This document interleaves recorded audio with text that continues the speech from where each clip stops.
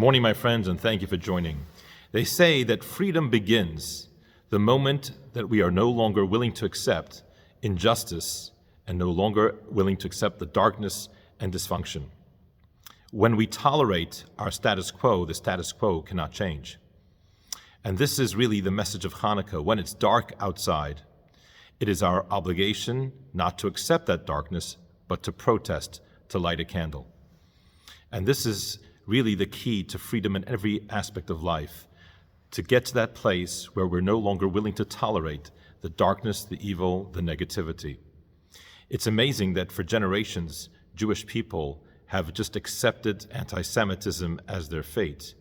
And what is really refreshing in our society today, and to see a Jewish generation today that is standing up and saying that they are not willing to accept, they are outraged, and they are not willing to accept a world in which there's anti-Semitism. This is the key to changing the status quo. When we no longer tolerate, when we're no longer willing to make peace with injustice, that's how freedom begins. And this is really the story of Abraham, the story of Moses, the story of the Jewish people. When we see darkness, we see injustice, not to stand back, not to tolerate it, not to accept it, but to protest, to stand up, to light a candle. And this is the future promise of the Messianic era. The understanding that we as a people, we as human beings, can and must demand a better future for ourselves, for our children, and for future generations. Thank you for joining.